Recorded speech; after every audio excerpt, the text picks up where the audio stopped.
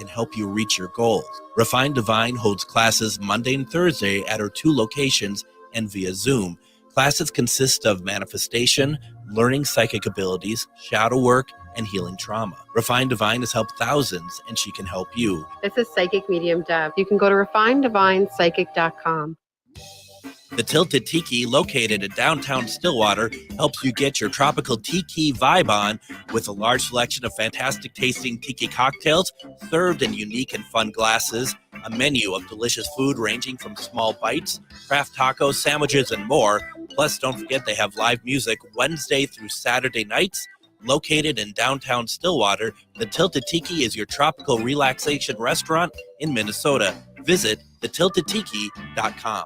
With your AM 950 weather, I'm Patrick Lilia. Clear tonight with a low of 46, then a chance of rain on Tuesday with a high of 59. For more than 40 years, the Great Wall Restaurant has been serving up Szechuan and Mandarin favorites. The Great Wall is located just north of 50th in France on the Minneapolis-Edina City line. Check them out at greatwallrestaurant.us. Portions of the following program may be pre-recorded. The views expressed and the opinions given by the individual host, guest, random reptoid, or chupacabra may not necessarily reflect those of AM 950 Radio, its affiliates, or its sponsors. Now, it's time to step into the unknown.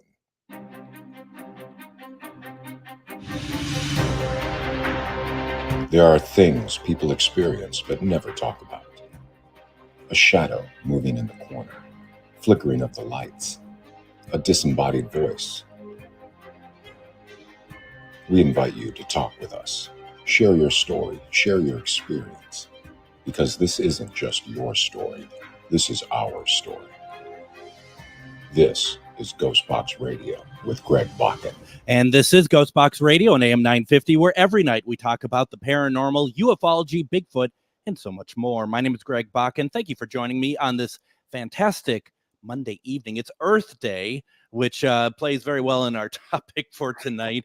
And we're going to have a great show. I hope everyone had a great weekend. I spent the weekend, you know what it's like sometimes if you have like a small business, and I look at this show as like a small business. So I'm kind of like, how do we make things better? So I totally re-strategized my social media, how I do social media. Let's put it this way. I don't know if anyone noticed I'm on social media to begin with, thus the re-strategizing. But I have this Twitter account. I know it's X. I will never call it X. No. I have this Twitter account, and it's like no one knows I exist on there. I have some followers and stuff, so I'm starting to use it more. Feel free to go and check me out over on Twitter. At MNGhostbox is my handle, whatever we call that these days, whatever the kids are calling it. I really don't know. But yeah, I mean, I've spent some time working on that this weekend and figuring out and getting one of those social, like, schedulers. I got a couple of those to kind of try out and see if it works. And it's a lot of fun, but boy, is it a lot of work. And it's just, the best payoff is if somebody would go over and like something I put up there. That's all I'm asking for. I'm not asking for a whole lot. Just like something, please, for God's sake. But once again, over at Twitter, at MNGhostbox, we're trying to have a presence over there in other places as well. So like we said, it's Earth Day. And I really felt there's no better way to talk about the Earth other than talking about the possible end of it. And, as this show goes, we never do things quite the way that it should be. So while people are talking about planting trees, we're going to talk about how people think the Earth is going to end, the stories that have been populated around that. And it's just... it's maybe it's one of those things, right, that you hear is like maybe what some of these stories have been from ancient beliefs might be able to stop us from doing it in the future. I don't really know, but we got back on with us Tim Rayborn, and Tim was with us around Christmas last year talking about all these wonderful Christmas traditions. Well, Tim writes about a lot of stuff, and a book that we wanted to talk about, and it came out in January of 2022, is A History of the End of the World, over 75 tales of Armageddon and global extinction from ancient beliefs to prophecies and scientific predictions. this is really what it's all about, folks. And this is a very fascinating subject. Tim, welcome back to GhostBox Radio. Thank you. It's a pleasure to be here again. Oh, it's a pleasure to have you. It's amazing when, I think about it as like, we just had you on a couple months ago. No, we had you on like 6 months ago. It was December, I think, wasn't it? Yeah. So it was about 4.5, something like that. Yeah. Right. Yeah. And we almost had our own end of the world situation here prior to the show. So, I mean, this is all very, very apropos. But it's, you know what, I kid, because it was kind of exciting. We just had some kind of misconnection going on there. We just had to figure it out, but it's kind of exciting because like the time is running down and it's like, well, let's see what we could do. And we fix it. It always gets fixed, doesn't it? It does. Yeah. It turned out it was just Bluetooth. So that pirate Bluetooth. So here's the thing, right? We got this book, and you have, it's kind of a downer subject in a sense, but it's also really a very interesting thing because because we kind of connect a little bit later. I haven't read the book, but I'm going to, because it's very interesting. But I mean, I think about this, and I think about just like the term, which was ancient beliefs to prophecies. I'm curious how many of these kind of you read them and you think, well, that's just kind of silly, when we're looking at it from a modern perspective, or is that not the case at all? Well, it's interesting. I think, we in sort of our culture, the sort of what we call the Judeo-Christian culture, for better or worse, people have very much this idea of the Book of Revelation and the apocalypse of St. John and all of that. And the Christian story of the end of the world is in the backs of people's minds, even if it's not something that people believe. Some people believe it very much, and we have the evangelical Christians who believe in a rapture, and you have various others. But a lot of people don't put much stock in it. And yet you'll find that a lot of our horror movies and such are still kind of based around this. If they have sort of satanic themes, it's about bringing about the end of the world. You have like the Omen films and any number of things like that. So it's kind of steeped in that, whether we like it or not. And it's always in the backs of people's minds. But when you get away from that culture and look at some of the other predictions and some of the other things, there's a couple of things that stand out for me. One, they can be very different from the Judeo-Christian sort of interpretations. And B, a lot of cultures have no concept of an end of the world at all. It's certainly not a global phenomenon by any means. There are many, many cultures that this is not a thing, that we've always been and we always will be. So the idea of it coming to an end, or perhaps they don't have an ending, but it's a cyclical thing. It comes to an end only to be reborn and start all over again in an endless cycle, which you would find, for instance, in Hinduism. You'll find that, yes, the timeline degrades and gets worse and worse until everything falls apart, but then it's rebirth out of the universal oneness and starts all over again in an endless cycle that never ends. So there's that as well. So you find a lot of cultures actually don't have this concept of a true end of the world at all, which is interesting because it's a very striking contrast to what we are probably used to in Western religious beliefs and other sort of cultural upbringing. What do you think? Have you given any thought to the idea of when you say that? Because I guess it's really hard for me to believe that there are cultures that don't really think about that. It sounds like a great place. What do you think the role of a possible end of the world plays in any society? It's an interesting question. I think that it's I would kind of spitball and guess here, but I think it's the idea that as life begins and you have a life and you live it and you die, there must be a bigger version of that out there somewhere, that culture begins, or the entire cosmos begins, lives and dies at some point. And just as we all die, the world itself or the universe itself will die at some point. So I think that has a lot to do with it. It's sort of a mimicking of the life cycle in some sense, and that would be my guess as to why on a deep psychological level, people with religious beliefs will tell you, they'll put all of their things on top of it and say, well, it's because this and this and this. But I think that at the basic, most fundamental level, that's probably the case. We're born, we live and die. So why won't the world and the universe do the same thing? Right. And I it's kind of like a great gamble in a sense in our lives. Is this going to happen during our lives? Is this when it happens? And I wonder, like when you talk about certain religions that have that in there, that is this something that keeps people kind of, obviously there's a lot of crime and stuff all over the world, but kind of keeps the people of religious faith kind of fearful of stuff like raptures. Like, well, it might be in my lifetime, and I don't want to be the one that misses out because I was bad. Yeah, I'm sure there's an element of that, and there's an incredible history of those. It's almost amusing. There's sort of apocalyptic cults and things going back centuries. People that had done all these, mathematical and scientific calculations to determine the world will end on October 7th, 1823, or whatever. And they had their small group of followers, and they all gathered on a hill, and morning came and afternoon came and evening came, and they were still there on October 8th, and it was hugely embarrassing. So they would often go back and recalculate. So, we got the date wrong. It's actually October 27th.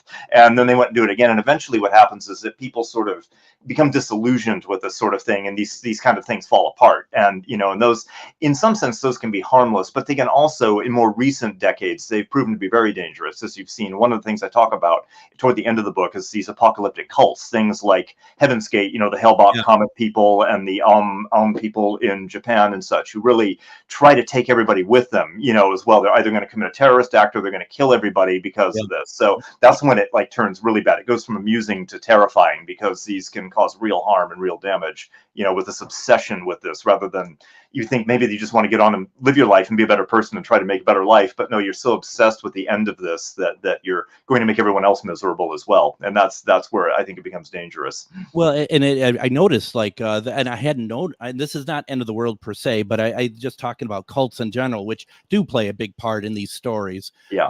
That there was a cult led by, I forget the name of the person, who a couple of years ago, I think it was like maybe the 60th or 50th anniversary of JFK's assassination, that it was like a religious sort of belief that JFK is going to come back on the grassy knoll. Literally, I'm not kidding, in out in Texas and Dallas, and that was the prophecy that was coming back. And it's like, it wasn't like there is one or two people that believed. There was a lot of people who totally bought into this. Yeah, it's the sort of mass hysteria can take effect very quickly, and you can see that sort of thing, that people will start to believe something that they want to believe. I remember reading about that. Yeah, it's really disturbing and fascinating.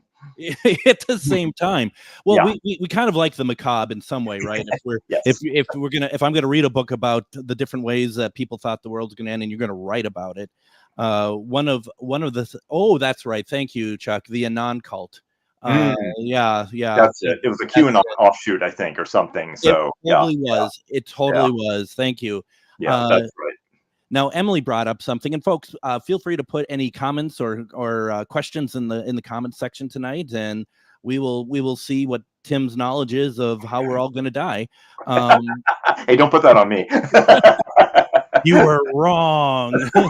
I'm not making any predictions. I'm just telling you what other people said. I'm just the messenger. You don't have a date for me to go up on a hill and be like, take me, No. I mean, I do it every day regardless. Exactly, just to be sure. Emily says, I'm surprised cults aren't more popular these days. We're just sunshine tonight. It seems like people join cults for belonging. With how lonely and disconnected we are, I'm shocked that they aren't more popular.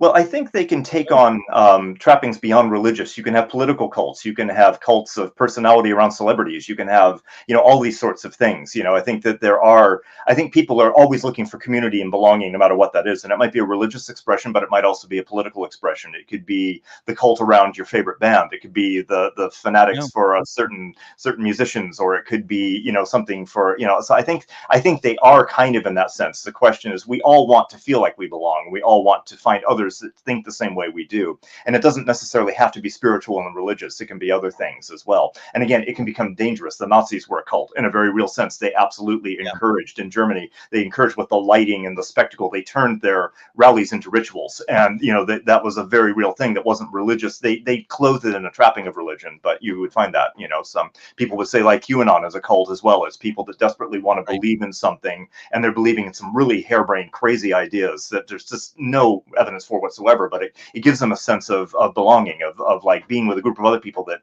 they have a secret knowledge. And I think that's it. There's a thing about conspiracy theories where if you're in on the secret, that makes you special, and that's something like, well, we know the secret knowledge that nobody else does. We're special. And I think that does give people a very strong sense of belonging. And that's something that cult leaders can tap into. We are special. We're going to be taken up to heaven. We're going to be taken away in the spaceship. And so that's very, for people who are lonely, who are disconnected, disaffected, that's a very powerful lure. Maybe they don't have family. Maybe they don't have friends. Maybe they were the outsider, the loner, that they'll be kind of drawn to those sorts of things. So yeah. And that can lead you to some dangerous places. And I think superiority as well, right? Yeah. I mean, especially for the cult leader. I mean, that was all about power. Personality, cult of person, absolutely. They can abuse that power for anything from money to sexual favors to whatever they want, and get, And just so everyone knows, because we're going to move on from the cult topic here in a second, I am going to be doing a episode about Heaven's Gate in May. Oh, okay. I have an author on that Cool. we're going to be talking about it. So absolutely. I will tune in for that. Yeah. But one thing, and we're gonna go to break here in a couple minutes, but I do want to say one thing that really stands out to me as far as like 21st century, as far as we're all, the world is going to end, and this is one that Emily brought up, was the Mayan calendar. And I'm not going to say I was hook, line, and sinker on it, but at the same time, there is always, and I don't know how you feel, Tim, there's always in the back of my mind, is there some truth to this? This calendar thing's been going for a long time, yet the logical person of me is like, but everything comes to an end. Right. Not like Earth or anything, but just nothing is perpetuated for life either. My understanding of the Mayan calendar is that what I've read from some Mayan scholars is that people misinterpreted what it was actually supposed to be. First of all, it wasn't necessarily 2012 because there were various other years it could have been. Sure. But the understanding is that it was an end of a calendar, but it was an end of a calendar in the way that December 31st clicks over to January 1st. It didn't mean the end of everything. It just meant, well, that cycle is ended and now we'll start the cycle over again. Kind of, as I was saying, like in Hindu belief, you have these vast amounts of time, the yugas, which we are now in the Kali Yuga, which is the last one, but they can take hundreds of thousands of years before it completes. So these what is it, the Baktun, I think they're called in Mayan belief, they're long. The periods are like 6,000 years, I think, or something. I might be wrong about that, but it just simply means it clicks over to the next one. It isn't the end of the world, it's the end of the calendar. And I think that there was, like, I remember reading something from a Mayan historian or scholar that said people got that wrong. They didn't understand that, but it was the end. There was nothing after it, so people assumed that must be the end of the world, when no, they just didn't need another calendar because it clicked back over to the beginning again. So it was that's my understanding. And I would suppose that this is something, like, I think about the fact that very few major media outlets would have a balanced look at it. It was all about the sensationalization of what this is, of course, and that really, I mean, that just adds to, I don't want to call it hysteria. Maybe it was hysteria, but it's wrong information. It's not giving a full picture, and that's I think that probably plays in some form in probably almost all these stories. Yeah. There was a very funny, and I can talk about later. There was an interesting conspiracy theory about 2012, which we can talk about later, actually, in the program. But it's really it's an interesting one. Why don't we do this then? Why don't we go ahead? Let's take our first break. When we come back, we're going to, Tim's going to read some passages from the book. We'll talk about the Earth Day subject of the end of the world. Plus, if you have any questions or anything you want to add to it, put in the comments. You're listening to GhostBox Radio on AM 950.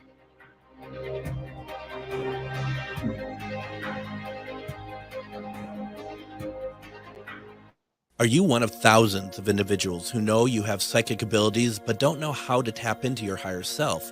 Refined Divine is an extremely gifted psychic medium who offers classes that can help you reach your goals. Refined Divine holds classes Monday and Thursday at her 2 locations and via Zoom. Classes consist of manifestation, learning psychic abilities, shadow work, and healing trauma. Refined Divine has helped thousands, and she can help you. This is Psychic Medium Deb. You can go to refinedivinepsychic.com.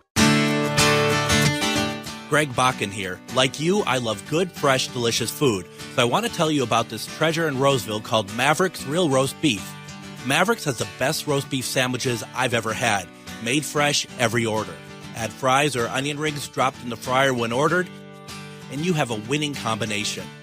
Maverick's Real Roast Beef has a lot more than roast beef, so check out their website, mavericksbeef.com, or check out their restaurant on Lexington in Roseville. Did you know that spiritual awakening is not all love and light? Surprise! Inner demons, ego deaths, and tower moments are on the horizon. But while life might hand you some harsh lessons, we've got the antidote to soothe your weary soul. Why not try a dragon's blood bath? Or schedule a Reiki aura repair? With books, herbs, talismans, candles, and more, we put the Shazam in shadow work. Visit Magus Books at 1848 Central Avenue Northeast in Minneapolis or magusbooks.com. The Tilted Tiki, located in downtown Stillwater, helps you get your tropical tiki vibe on with a large selection of fantastic tasting tiki cocktails served in unique and fun glasses, a menu of delicious food ranging from small bites, craft tacos, sandwiches, and more. Plus, don't forget they have live music Wednesday through Saturday nights. Located in downtown Stillwater, the Tilted Tiki is your tropical relaxation restaurant in Minnesota. Visit thetiltedtiki.com. Reach your highest level of consciousness and well-being with metamorphosisconnections.com. Metamorphosisconnections.com is an online directory of the best holistic and metaphysical practitioners to help you make your most informed choices. You can search metamorphosisconnections.com for classes, events, wellness and life coaches, plus metaphysical products and shops. You can also search for a wide array of healers from all modalities, including EFT, sound healing, energy healing, light therapy, ancestral healing, shamanic healing, reflexology, past life regressions, hypnotherapy, yoga, and more. And if you're not sure where to start, the search feature on metamorphosisconnections.com is tailored to help both those who know what they are looking for and those who are just starting.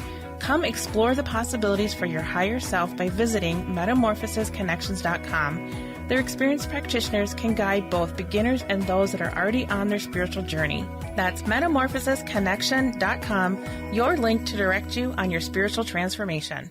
This Wednesday on GhostBox Radio with Greg Bakun, tune in for one-question readings with the highly acclaimed psychic medium, Refined Divine, who can answer questions about love, life, and connecting with past loved ones. Get a potentially life-changing reading by calling. I can answer the question I've had all my life. Delve into the exceptional talents of Refined Divine at refinedivine.com and experience her live Wednesday at 10 p.m. for psychic medium Refined Divine on GhostBox Radio.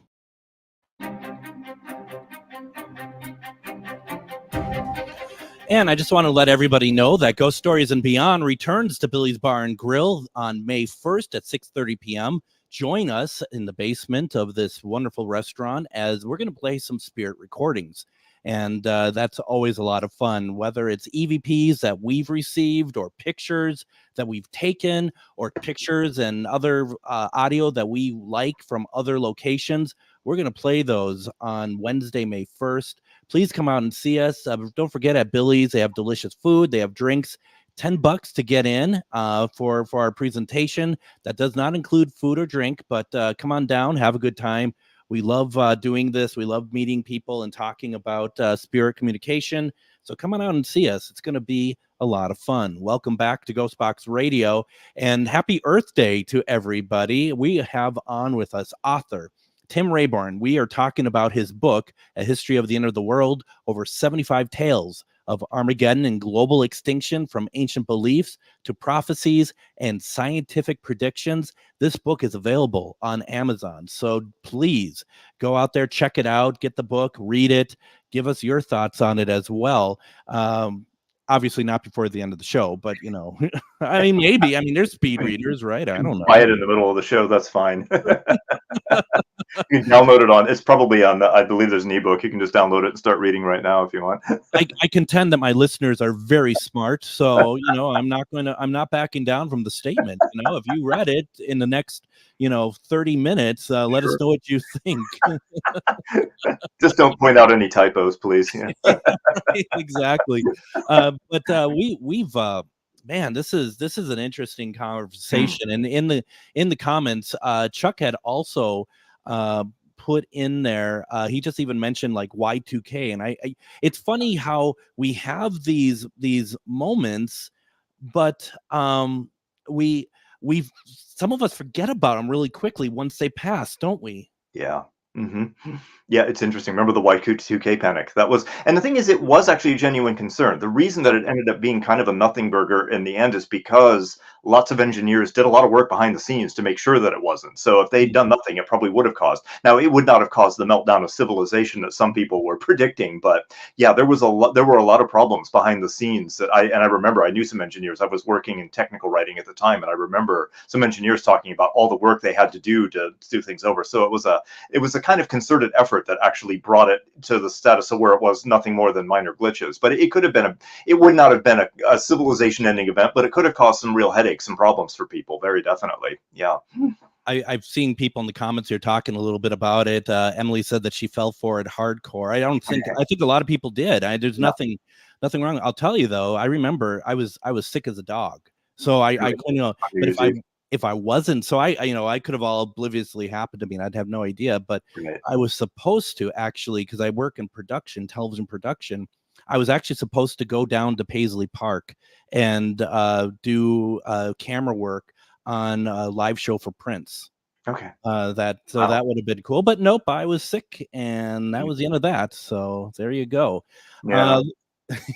And all the cameras would have, everything would have shut down and stuff. But yeah, that was interesting. And I mean, once again, I think it's news. People should know about it, but it felt like that the hype was causing people a lot of anxiety. Mm-hmm. Yeah, and there's going to be opportunists. There were so many books. I remember in the second half of 1999, the number of books for how to prepare and how to purify your own water and can your own food and all of this. There were so many of those things showing up in bookstores everywhere that, a lot of people were taking advantage of that and writing, rattling off quick sort of things, or they had websites and such. So there was a lot of money to be made on that sort of thing. Definitely. Well, and Emily says that she was 12. She was like, 'cause I was 12. So, I mean, and here's the thing. I remember when I was, 9, 10 back in the 80s, I think the film was called The Man Who Could See Tomorrow or something like that. Yeah. Orson Welles talking about Nostradamus and talking about how I took that as gospel.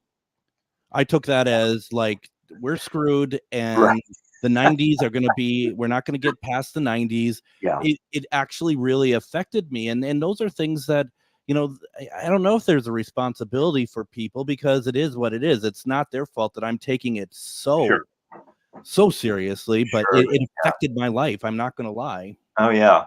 Nostradamus is one of those that definitely has, lots of people have milked his stuff for a lot of money over the years. And the fact is that they're deliberately cryptic and they don't necessarily, so much you'll find with a lot of these things, and this goes all the way back to ancient times, is that so-called predictions of the future are often commentaries on the political situations of the time. And this is a big thing that people then centuries later look at it and think that they're trying to relate it to something that happens in the future, when it really was actually a commentary on their own time. And what that shows is that it's not a prediction about the future, but it is timeless in its own sense. It shows that these things never change and that we can adapt statements about past times to our own time. Shows that, we kind of have this human nature that never changes, really. And it's that in of itself is, so it is a prediction that people are always going to be the same. And that's something I find really fascinating. I think that's such a good point, because when I'm thinking about that film, they make in that film at the time, they make the hint that the third Antichrist is Gaddafi. And that's very apropos for the time. Yeah. Then you go to the 90s and the Antichrist is Saddam Hussein. Sure. I mean, so to your point, I think you made such a great point about that, is that's what something we have to look out for. Yeah. Is what is happening. And I can only imagine now who the third Antichrist is now. And that goes into cultism, I think. Yeah, it does. It does, yeah. And again, all of that is not, again, lots of people follow about, there's nothing biblical about that. It's just something that somebody made a statement about. And it was pretty common in the Middle Ages and Renaissance to call your enemies sort of enemies of God or antichrists. So that kind of thing was very popular. So Dante did it throughout the entire Divine Comedy. He spent as people joke, that's like, it's a self-insert fan fiction of him and Virgil basically criticizing everybody he doesn't like, and it takes on this kind of thing of all of these theological trappings, but it's really just him making commentary on the terrible situations in Italy in his time. So, there's a lot of that kind of thing that happens. And some people do it in fiction, some people do it in predictions, there's that sort of, and even going back to biblical times as well, a lot of people look at, and this is something a lot of people are quite shocked to hear, but a lot of the revelation things in the book of Revelation aren't predictions of what happens in the future. They're actually statements through coded language of things that were happening to Jewish Christians, or Jews and Jewish Christians in Jerusalem under Roman occupation. So, and people often don't realize this, that the beast and such actually refers to the Roman Empire. Now, it can be taken out of that context and put into any era, but it's actually referring to oppressive governments, to people that, and that's what was happening. Their world was coming to an end. The temple had been destroyed. Masada had been taken. There was no more Israel. So, of course, it was the end of their world. Absolutely, in a very real sense. It was the end of their world, but it wasn't the end of the world. So they started using these coded languages, looking back to their own history, to talk about the end of the world as they saw it. And this is something with a lot of predictions really are these kinds of things. They use coded language and mythic imagery to describe things in their own time that are applicable to all times in some ways, but it's not a specific prediction of a future event. It's so interesting. Yeah. God, that's so interesting. Once again, folks, if that doesn't whet your appetite to get this book, the book is called A History of the End of the World, over 75 tales of Armageddon and global extinction, from ancient beliefs to prophecies and scientific predictions. The author and our guest tonight is Tim Rayborn. You can get it through Amazon.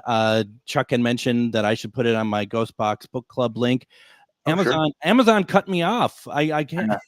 I don't know. You can also buy it at Barnes and Noble or Books A Million or any of those other places. Any online retailer will have it. So it's through HarperCollins, so it should be available anywhere. Now, Emily asked a question. Order at question. your local bookstore. Emily asked the question, do you have a favorite doomsday story that you've come across?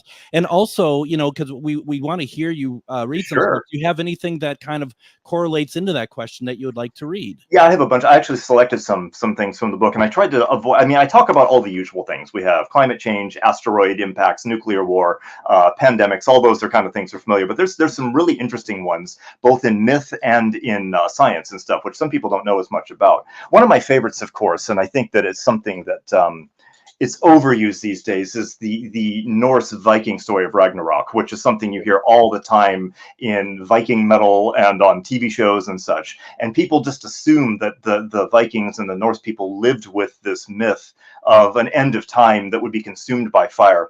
The interesting thing about it is that we don't have a lot of evidence that this was believed outside of Iceland at all. There's the Anglo-Saxons and the Germans who shared the same gods, the same beliefs. They have no reference to this whatsoever. Mm-hmm. There's a smattering of things possibly in Norway and Sweden that allude to it, but it's built in these days in pop culture as the thing that is absolutely inextricable to Viking belief, and all Vikings wanted to die in battle to go and be in Valhalla with Odin so they could fight in Ragnarok. And there's really not a lot of evidence for that. This is kind of like a modern interpretation based on 13th century Christian interpretations of something that they didn't really understand. And a lot of the theory is that the Ragnarok belief itself, that the world would end in fire, actually comes from their geography, from seeing the explosions of the volcanoes. And their creation myth also was the mingling of ice and fire. Well, what happens in Iceland? The lava flows down to the ice and the glaciers, and you have a mingling of ice and fire. So it's both creative and destructive. So I find that absolutely fascinating, that this thing that is so inextricably bound up with Viking culture and Norse culture really probably wasn't widely believed at all, at least not until maybe the 10th, 11th century, when Christians started interpreting it. And they wanted to interpret it in view of their own apocalyptic, sort of things as well. So, when you start digging into these things, you find some interesting facts like that, which I find really amazing. I'm sure. Yeah. Did you want to read something? Sure. Well, I have a bunch of selections here. Let me pull up one. There's an interesting one, the Hopi prophecies, if we're going to look at ancient myths and prophecies. And those are rather unsettling, it must be said. and I have about 6 to 8 minutes before I need to go to break. Sure. It won't take that long. No. Yeah, let me put on my reading glasses here. I'm getting too old. The world may be ending, but I still need my reading glasses. So the native Hopi of Arizona have some interesting, what they call the 9 signs of the end of the world. Now, some people think that these were things that they developed later after the coming of the Western settlers, the coming of American settlers, but some say that they may have existed prior. They're absolutely fascinating. So the Hopi of Arizona have one of the more detailed sets of predictions about what is to come during the run-up to the end of the world. These prophecies have been made, as far as we know, before the arrival of European settlers, and some are rather disturbing, to say the least. The Hopi believe that there are 4 ages to the world. The first was destroyed by fire, the second by ice, the third by a great flood. We are now living in the 4th and final age, and the signs that it will soon end are all around us. Although there are different beliefs and traditions that the Native American peoples have not shared with outsiders, most agree that there are 9 signs of the coming end. 1. Light-skinned invaders will arrive. Well, yes, obviously. 2, there would be spinning wheels filled with voices. Maybe this is the settlers in their covered wagons gathering in long trains as they traveled west. 3, an unusual animal like the bison but with different horns would appear on the plains.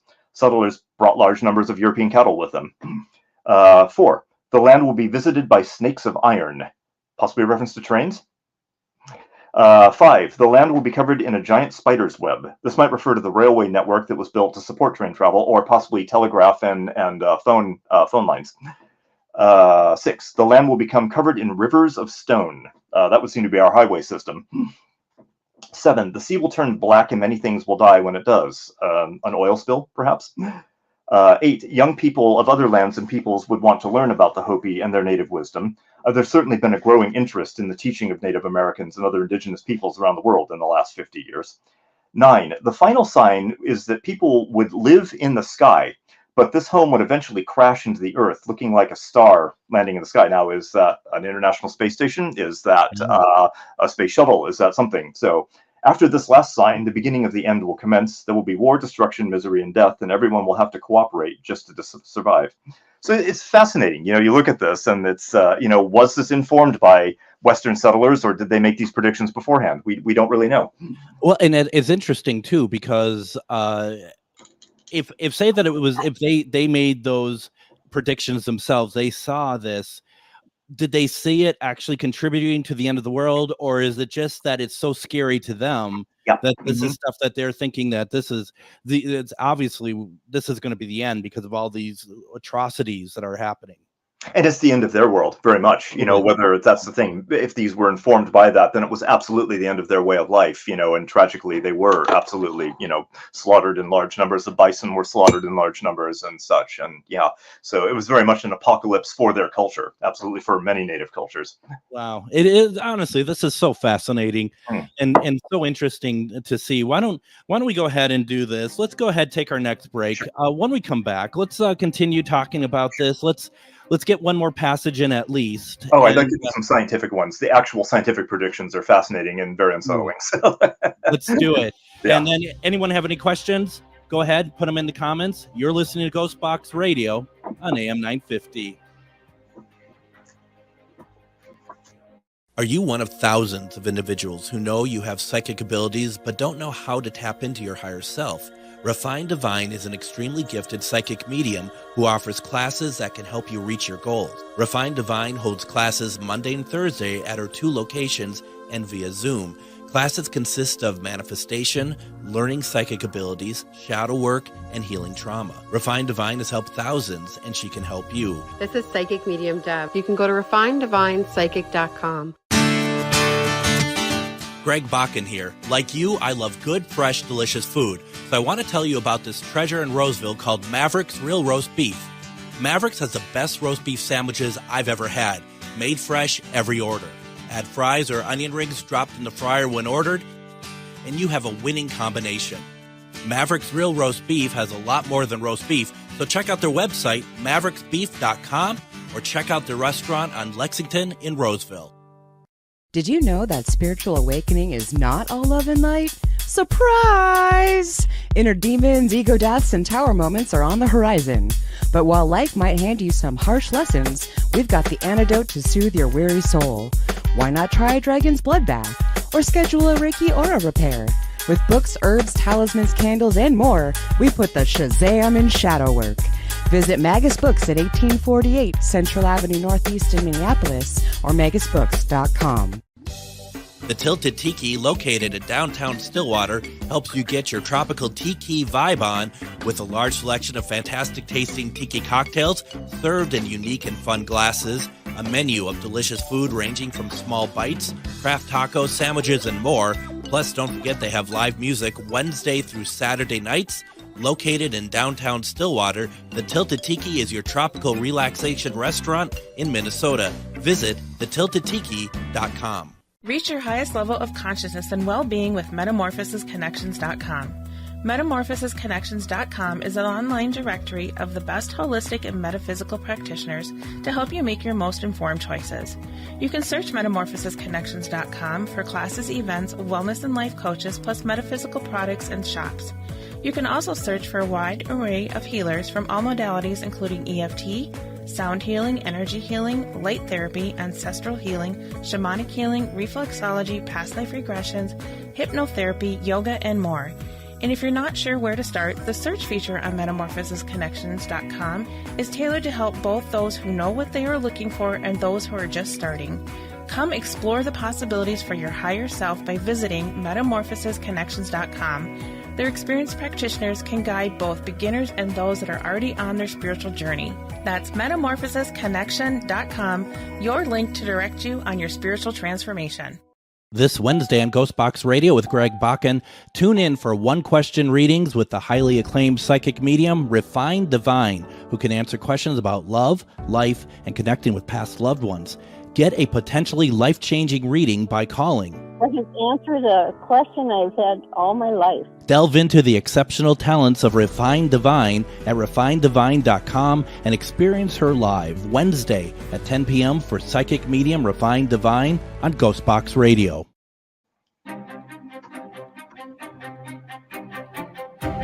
And join me tomorrow on GhostBox Radio with Greg Bakun. We are going to be, since it's April and it's Tornado Awareness Month and we are in Minnesota, I figured it'd make the most sense to bring on storm chaser Justin Wenzel.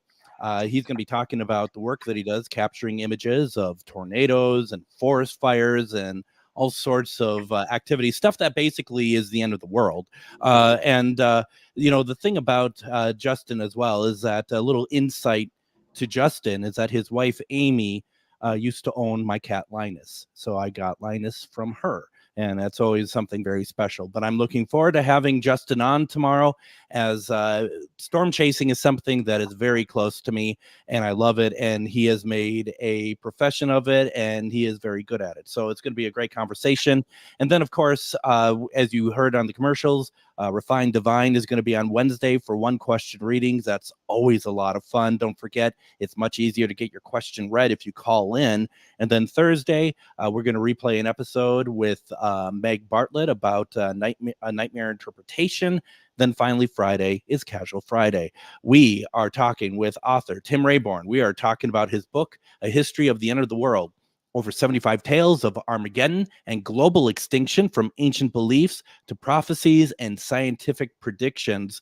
And, when I was thinking about stuff, Tim, I think the thing that comes to mind a lot that I think is kind of unfortunate in a sense is that when we're having particularly bad weather, such as, lots of forest fires and wildfires and stuff like that, excuse the expression, but that's fuel for people to be like, see, it's coming, it's happening. Oh, yeah. Yeah. Oh, and absolutely. And I think that there is a very real scientific, basis for the climate issues and problems that are real. And this is it's not to in any way diminish that's a very serious danger. And yeah, we have them here in the Pacific Northwest as well. There never used to be terrible forest fires. And now most summers we have at least some days that are very smoky, and they advise you not to go outside. And it starts weighing down on your psyche emotionally after a while. You definitely see that, and it's depressing, and it wears you down, and you think, well, wow, what really is happening here? We do see that the world is heating up, and this is a problem. Absolutely. Tim, do you want to know what wears me down, Tim? I'll tell you what wears me down is when people come on here with comments like this. How many tornadoes in Minnesota besides the Vikings play calling? I think that's just uncalled for, Chuck. I don't know what that's about. I don't know. Where's that block button? Anyway, for those who don't know, the Vikings are horrible, and that they will be for probably the rest of my life. So let's get back on track here. And I think I have a long time to live. That's even worse. So right. Yeah. Maybe that's a sign. Probably some biblical thing. That's the sign is like if Vikings win a Super Bowl. That will be a sign that the Earth is free falling out of space into the sun. That's funny. All right, I want to get to some more of your readings because sure. I want to make sure we get at least one or two more in. A couple more in. Sure, I'd love to talk about. Well, there's a whole bunch, as we say. There's a lot of things that sort of. We talk about like with Earth-based things, there's asteroid strikes, there's solar flares, there's all those kinds of things. And those are scary. Solar flares. We haven't had a solar flare of the kind that bombarded the world in the 19th century in well over 100 years. And when that happens, it's going to knock out all of our satellites and very probably the internet, possibly for months. And we're really not doing a whole lot to prepare for that. Didn't matter in pre-industrial society, but it matters a lot now. So there's that. But one of the ones that I love talking about that will probably leave people fairly unsettled for a while, and that's what I'm here for, is the Happy Earth Day. The death of the universe via vacuum decay is one of my favorites. This is one that physicists bandy around. So, as I say, this has nothing to do with the machine you use to clean floors breaking down. It's actually one of the more frightening concepts about the potential end of the world, potential end of the universe. A rather complex theory that says a universe at a fundamental level can be in one of two states: a true vacuum, which is a very stable state where very little happens, and a false vacuum, known as a metastable universe. Studies of subatomic particles have suggested that our universe is a false vacuum. These kinds of universes are less stable than those in a true vacuum, and an event with enough energy could cause a very big problem. This issue could occur at the subatomic level, with a large enough disturbance causing a tiny portion of the false vacuum to turn into a true vacuum. Such a transformation would be bad, very bad. This bubble of true vacuum universe would begin to expand very rapidly at the speed of light, and as it did, it would destroy everything in its path, as in completely wipe it out. Because it is traveling at the speed of light, we might not ever even see it coming, and even if we did, there would be nothing we could do. One of the more terrifying thoughts is that this might have already happened somewhere way out in the universe, and the bubble is expanding even now, destroying everything as it grows. Of course, the universe being as big as it is, it would still take billions of years for the bubble to expand far enough to wipe out all the stars and galaxies, but it could be out there somewhere hurtling toward us. Because the light of distant galaxies is only reaching us now, those galaxies could have been destroyed millions of years ago, and we just don't know it. There is an area of space called the Bootes void that is mysteriously has almost no galaxies at all. Its center is more than 700 million light years away, and no one knows for sure why this area of space is so empty. Is an expanding true vacuum bubble out there wiping out galaxies as it grows? It's a scary thought, though not believed to be too likely. Most scientists think the chance of a true vacuum could actually expand in our universe is low. Some have suggested that even if it could, it wouldn't happen for several billion years. But you never know. We could have an annihilation event coming right at us at light speed, and we'd never even see it coming. But, and here's the thing: the side effect to this, in a sense. Say that something like that is happening. What does the scientific community do? Do they let all of us know, or do we just get sucked in? Because the one thing I think about is when civilization found out that we have to be on lockdown, we hid all the toilet paper. Something like this is going to be like everybody for themselves, and it's going to be ugly. It would create its own kind of end of civilization just by people's reactions, really. Anarchy and things break down when that happens. So that's a popular recurring theme in conspiracy theories, is that they know something is happening, but they're not going to tell anybody in order to avoid a panic. This is one of the main, like, even if there were an asteroid hurtling at us or a false vacuum, they would never say anything because it would, they would never actually say anything because it would cause the breakdown of civilization. So better that people don't know until it's too late. Totally. I mean, it's very interesting. I'll tell you what scares the hell out of me. Super volcano. Yeah. Oh, yeah. The one under Yellowstone. Yeah. Totally. Mm-hmm. Because it's a real thing. And people are like, well, it's it erupts every 525,000 years. Something like that. Yeah. How long ago did it erupt? 525,000 years ago. Yeah. All right. Exactly. Yeah. I live in southern Washington, right near Mount St. Helens, actually, and you can see where it's just it's round, like the entire top blew off, and you can see it. It's amazing, and you can see it from town. It's like, I can't imagine what that must have been like on the day when it was just spewing ash and roaring, and you could see it as far away as Portland. It's terrifying. So you feel very small. I don't know how long after it erupted that we went out as a family. We went to Seattle, and from the top of the Space Needle, we were able to use one of the little telescope things and kind of see it. I mean, it had to been much later than I thought, because there was no smoke or anything emitting from it. No, but still. It's been dormant for decades now, but occasionally we get earthquakes and it rumbles a little bit. So like you say about the supervolcano, absolutely. The Earth is a very active place, and it doesn't care whether we are here or not. And I haven't thought about supervolcano for years until right now. God blessed.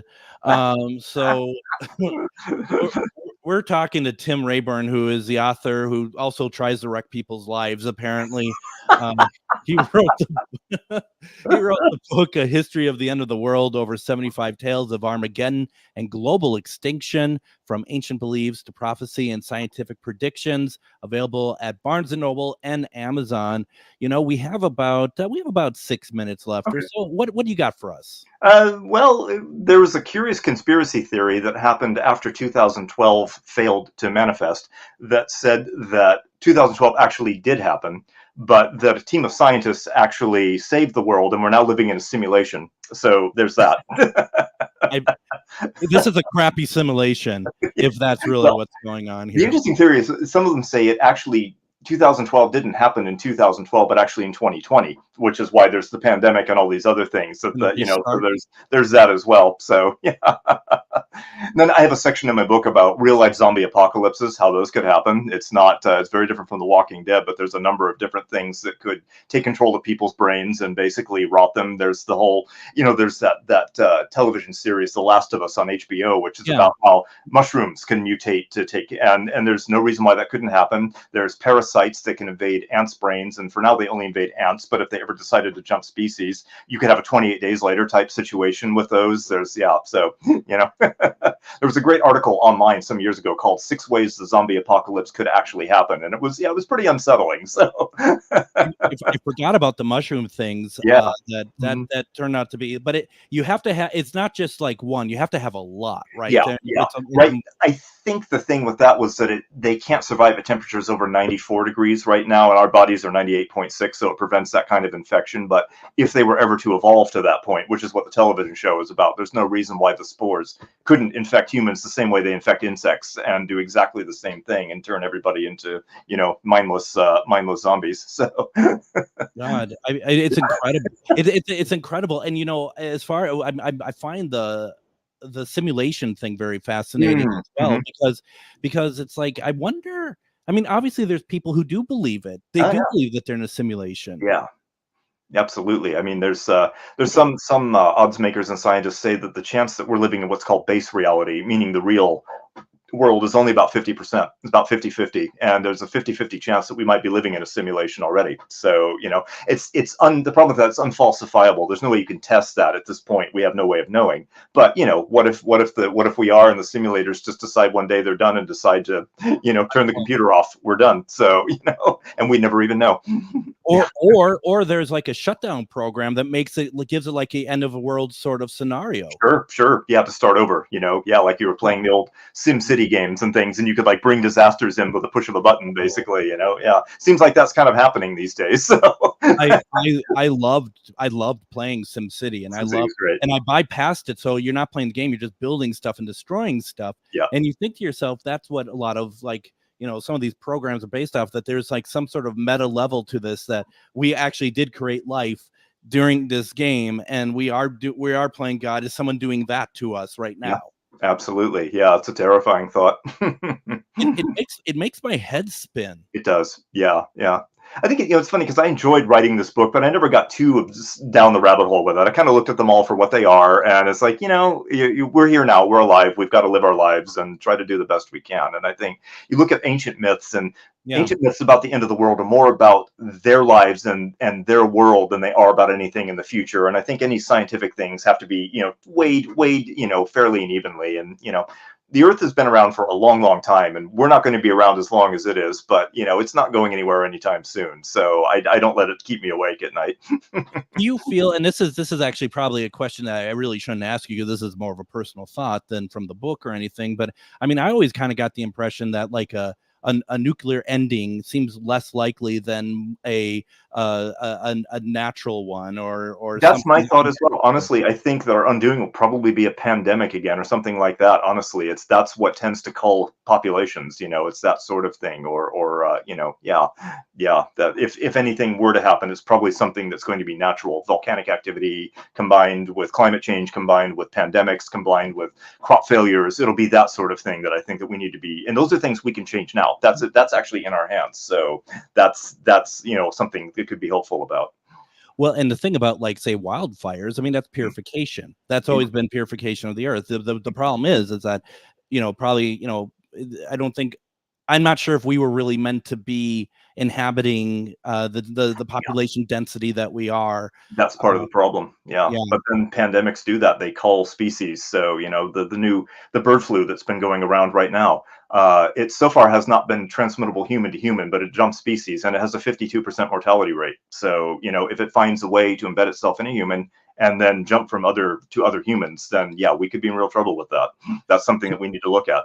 Well, and also, and I say this very carefully because a lot of people have lost loved ones with COVID, but absolutely, it's like, what stage are we not supposed to interfere with different types of pandemics and stuff, as long as it's not human made, Right. Absolutely. Yeah. It's there's a lot of ethical questions and things there too. So yeah.